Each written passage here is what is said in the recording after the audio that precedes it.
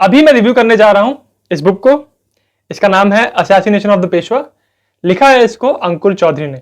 इस बुक को मैंने कुछ दिन पहले ही पढ़ा और मैंने इसको चुना इसलिए क्योंकि ये भारत के मराठा इतिहास के एक बहुत ही छोटे स्पेसिफिक इवेंट के बारे में है, जिसके बारे में बहुत कम लोगों को पता है। तो इस वीडियो में पहले मैं आपको इस बुक की एकदम शॉर्ट में कहानी बताऊंगा, एकदम समराइज करके। उसके बाद हम बात करेंगे कि मेरी इस बुक के बारे में क्या राय है। इस बुक के टाइटल में लिखा है assassination of the Peshwa, a true story of the murder that shook the Maratha empire. तो कोई सस्पेंस नहीं है, ये कहानी है एक पेशवा के मर्डर के बारे में। अगर आप लोगों को मराठा हिस्ट्री के बारे में नहीं पता तो शायद आपको नहीं पता होगा कि पेशवा होते कौन थे। तो पूरे मराठा एम्पायर के जो सबसे बड़े राजा होते थे, जो सबसे ऊपर है, उनको कहते थे छत्रपति। जैसे एग्जाम्पल के लिए छत्रपति शिवाजी महाराज एक बहुत बड़े छत्रपति थे, ये एक पोजीशन थी। तो छत्रपति नंबर 1 पे थे। उनके बाद जो सेकेंड सीनियर मोस्ट पोजीशन थी मराठा एम्पायर में, वो थी पेशवा। एक तरह से आप कह सकते हैं कि मराठा साम्राज्य के प्राइम मिनिस्टर होते थे पेशवा। मराठा साम्राज्य के सबसे पहले पेशवा थे मोरोपंत त्रिंबक पिंगले। इनको अपॉइंट किया था शिवाजी महाराज ने साल 1674 में। फिर इनके बाद कोई और पेशवा बना, फिर कोई और। अब इनके बाद मराठा हिस्ट्री में जिस पेशवा की बहुत ज्यादा इज्जत है, जो बहुत प्रसिद्ध है, जिनको कहा जाता है कि इनके कंट्रोल के अंदर मराठा साम्राज्य बहुत ज्यादा एक्सपैंड हुआ, वो थे बाजीराव द फर्स्ट। ये पेशवा की गद्दी पे 20 साल तक थे। बाजीराव द फर्स्ट के सबसे बड़े बेटे थे बालाजी बाजीराव, जिनको लोग प्यार से नाना साहेब भी कहते थे। इनके अलावा इनके एक बेटे थे रघुनाथ राव, और बाजीराव की एक दूसरी बीवी थी मस्तानी, उनके एक बेटे थे शमशेर बहादुर। तो बाजीराव की मृत्यु के बाद उनके सबसे बड़े बेटे नाना साहेब पेशवा बने, और उनकी लीडरशिप में उनके जो भाई हैं रघुनाथ राव, उन्होंने काफी कैंपेन्स में मराठाओं को लीड किया। तो as a warrior Raghunath Rao की अच्छी रेपुटेशन थी। अब नाना साहेब के आगे और कुछ बेटे थे। उनके सबसे बड़े बेटे थे विश्वास राव, और कुछ और बेटे थे माधव राव और नारायण राव। अब हुआ ये कि जब 1760 में थर्ड बैटल ऑफ पानीपत हुआ, उस लड़ाई में जैसे आपको पता ही होगा कि एक तरफ था अहमद शाह दुर्रानी और एक तरफ थे मराठा। इस लड़ाई में नाना साहेब के सबसे बड़े बेटे विश्वास राव की मृत्यु हो गई। अब क्योंकि विश्वास राव नाना साहेब के सबसे बड़े बेटे थे, तो अगले पेशवा वही बनने वाले थे।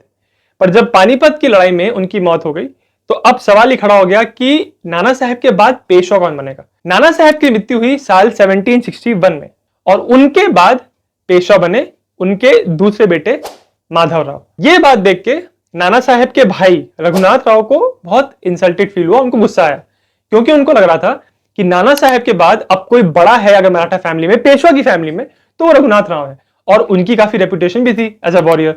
तो ये गद्दी उनको मिलनी चाहिए थी।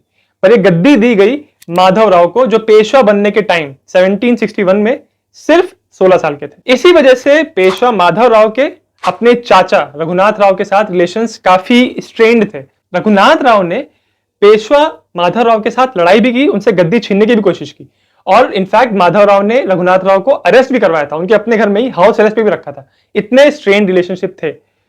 पर उसके बाद साल 1772 में एक बीमारी की वजह से पेशवा माधव राव की भी मृत्यु हो गई। इन्होंने राज किया था लगभग 11 साल।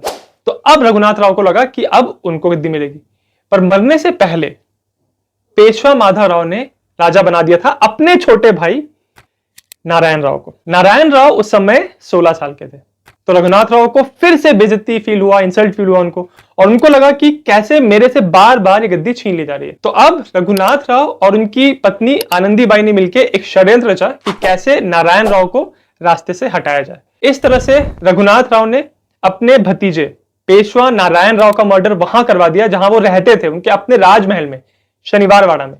और ये मर्डर करवाया था उन्होंने उनके ही कुछ गार्ड्स को यूज करके। अब इस मर्डर के प्राइम सस्पेक्ट थे रघुनाथ राव, यानी सब ये बात मान रहे थे कि नारायण राव का मर्डर रघुनाथ राव ने करवाया, क्योंकि आप देखिए उनके अपने महल में कैसे उनका मर्डर हो गया, और जब उनका मर्डर हुआ था तब उसी महल में रघुनाथ राव भी थे।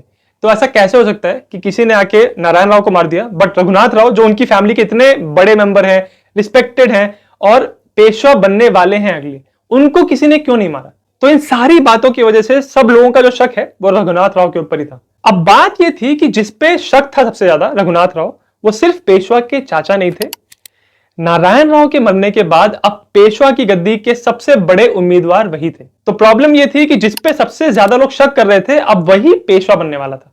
पेशवा नारायण राव के मर्डर के केस की छानबीन की जिम्मेदारी दी गई मराठा एम्पायर के चीफ जस्टिस को, जिनका नाम था श्री राम शास्त्री प्रभु ने। उनके सामने समस्या ये खड़ी थी कि जो इस केस में प्राइम सस्पेक्ट है रघुनाथ राव, अगर उनको ही कन्विक्ट कर दिया गया, उनको दोषी पा लिया गया, तो मराठा साम्राज्य के नेक्स्ट पेशवा कौन बनेंगे। बहुत सारी छानबीन करने के बाद बहुत लोगों से पूछताछ की उन्होंने, रघुनाथ राव से भी पूछताछ की, उन गार्ड से भी पूछताछ की जिन्होंने ये सारा मर्डर प्लान किया था, बट फाइनली लास्ट मोमेंट पे एक ऐसा सबूत उनके हाथ लग जाता है जिसकी वजह से उनको अपना कन्विक्शन मिल जाता है कि किसने ये मर्डर किया है, उनको एग्जैक्टली पता चल जाता है। बट वो एग्जैक्टली कैसे हुआ था वो मैं आपको नहीं बताऊंगा क्योंकि वो स्पॉइलर हो जाएगा।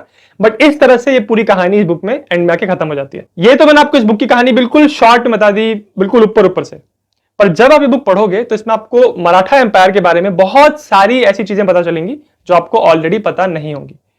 अगर मैं अपनी राय दूं इस बुक के बारे में तो मैं कहूंगा कि जिसको मराठा एम्पायर के बारे में पहले से कुछ नहीं पता वो भी इस बुक को पढ़ सकता है और एंजॉय कर सकता है। बहुत ही इजी सरल भाषा में इस बुक को लिखा गया है, हालांकि कहीं कहीं पे ग्रामेटिकल एरर्स थे, बट इतने सिंपल भाषा में इस बुक को लिखा है कि आपको पढ़ने में तकलीफ नहीं होगी। इनफैक्ट जिस तरह से इस बुक को लिखा गया है, जब आप इसको पढ़ोगे तो आपको ऐसा लगेगा कि आप एक मूवी देख रहे हो, क्योंकि जो कहानी है ये पूरी तरह लीनियर नहीं है कि एक के बाद क्या हुआ, फिर उसके बाद क्या हुआ, फिर उसके बाद क्या, ऐसा नहीं है। कभी आज का दिखाया है प्रेजेंट डे, फिर कहीं पास्ट का फ्लैशबैक दिखाया है, फिर कहीं फ्यूचर का दिखाया है। तो इस तरह से कहानी में बहुत एकदम सस्पेंस बना रहता है। सच में ऐसा आपको लगेगा कि आप कोई सस्पेंस स्टोरी पढ़ रहे हो। जिन लोगों को मराठा हिस्ट्री के बारे में ऑलरेडी बहुत कुछ पता है उनको शायद से बुक बहुत आप कह सकते हैं हॉलो लगे, ऐसा लगेगा आपको कि बस ऊपर से कवर कर दिया है। तो अगर आपको बहुत कुछ ऑलरेडी पता है तो शायद से बुक आपको इतनी इंप्रेसिव ना लगे, बट अगर आपको कुछ भी नहीं पता और आप एकदम शुरू से जानना चाहते हैं तो इस बुक को बहुत ही सरल भाषा में लिखा है, आप इसको जरूर एंजॉय करो। हाँ, और एक और बात, ये बुक सिर्फ इंग्लिश में है, हिंदी में इसका अनुवाद नहीं हुआ है। तो ओवरऑल इंप्रेशन मेरा ये है कि ये बुक टोटल 210 पेजेस की है। तो अगर आप एक बिगिनर हैं और हिस्ट्री बुक्स पढ़ना चाहते हैं तो ये बुक अच्छी है शुरुआत करने के लिए। अगर आप ये बुक पढ़ना चाहते हैं तो उसका लिंक इस वीडियो के डिस्क्रिप्शन में है। और एक्चुअली मैं अभी कुछ दिन पहले शनिवार वाड़ा गया था और वहां बैठ के मैंने शनिवार वाड़ा में जो पूरा किस्सा हुआ था नारायण राव जी का और कैसे उनका मर्डर हो गया था, इसके बारे में पूरा डिटेल में बात किया है। उस वीडियो का भी लिंक आपको इस वीडियो के डिस्क्रिप्शन में मिल जाएगा। और अगर आपको वीडियो अच्छा लगा तो मेरे चैनल जिज्ञासियम को सब्सक्राइब जरूर करें।